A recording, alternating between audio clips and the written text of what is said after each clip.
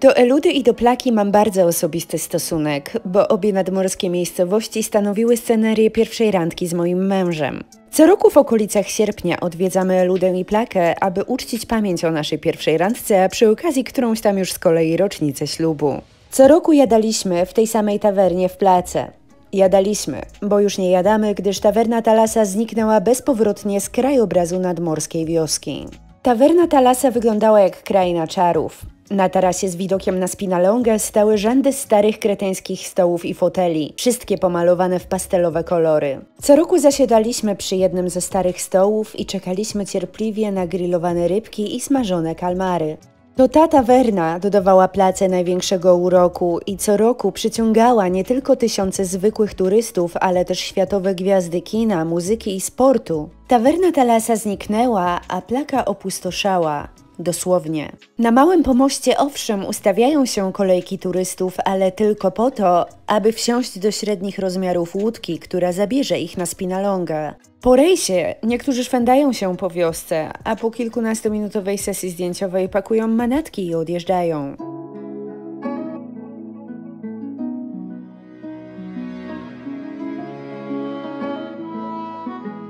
Żeby dobrze zobrazować to, dlaczego Eluda i Plaka mają tak wielkie znaczenie dla Kreteńczyków, wrócę daleko wstecz do historii tych miejsc.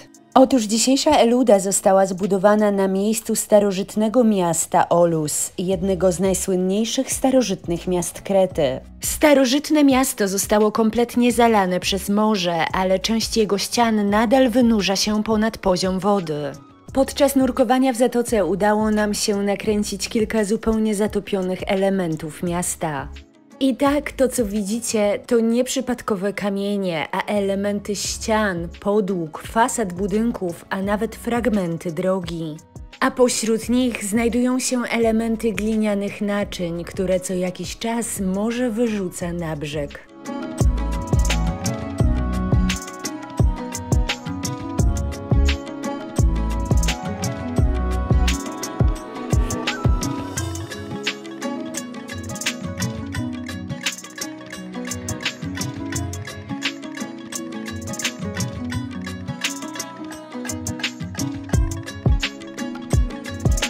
Według mitów nad miastem Olus miał wznosić się potężny posąg Vritomartis, kreteńskiej bogini polowań, który to posąg miał być dziełem mitologicznego rzeźbiarza Dedala. Starożytne miasto Olus rozkwitło między innymi dzięki handlowi kamieniami szlifierskimi do polerowania metali, które były wydobywane w okolicach góry Karfi.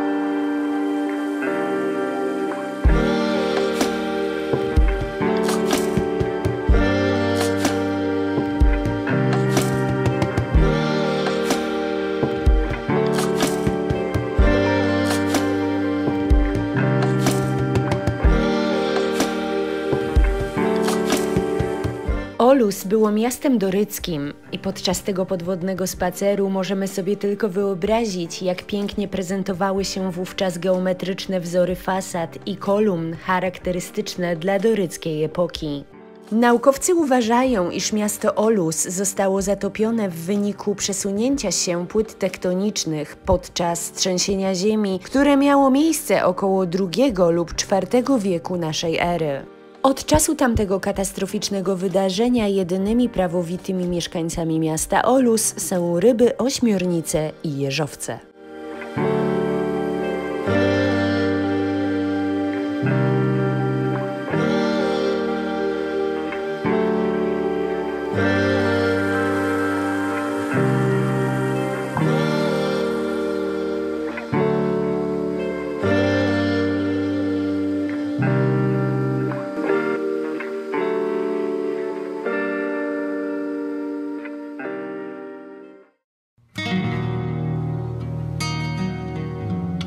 W 1941 roku podczas II wojny światowej Eluda została zajęta przez wojska niemieckie, które to pokryły ją minami i przekształciły w jeden z silniejszych bastionów. W latach 60. i 70. XX wieku Eluda została oczyszczona z powojennych pamiątek, a na wzgórzach okalających wioskę rybacką oraz przy linii brzegowej zaczęły powstawać luksusowe hotele oraz restauracje. Eluda, a potem i Plaka stały się greckim synonimem luksusu. Kucharze z okolic Agios Nikolaos po dziś dzień opowiadają sobie historię o tym, jak do jednego z luksusowych hoteli w Eluda sprowadzono 20 kucharzy, którzy w 1984 roku przygotowywali listę dań na prawdziwe spotkanie na szczycie, w którym to spotkaniu wzięli udział premier Grecji Andreas Papaandreou, prezydent Francji François Mitterrand i pułkownik Muammar Kaddafi z Libii. Te wybitnie smaczne pozycje ze spotkania na szczycie stały się potem stałymi pozycjami w kartach dań wielu restauracji Eludy i Plaki.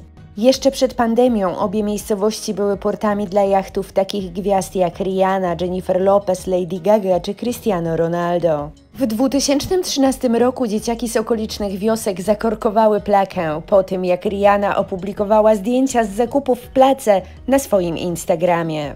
W tamtym okresie w miejscowości ciężko było o stolik w jakiejkolwiek restauracji czy tawernie. Dziś mam wrażenie, że właściciele lokali ledwo wyrabiają na czynsz. Nad Zatoką Mirabello pojawia się coraz więcej hoteli all inclusive, a w pakiecie Ultra All za jedyne 800 € za noc można się posilać i poić do nieprzytomności przez 24 godziny na dobę. Ekskluzywnie umeblowane plaże zostały odgrodzone na wyłączność gości tychże przybytków all inclusive. Jednodniowi turyści przyjeżdżają po to, aby zaliczyć spinalongę. A poza rejsem stateczkiem historia tego miejsca mało ich interesuje.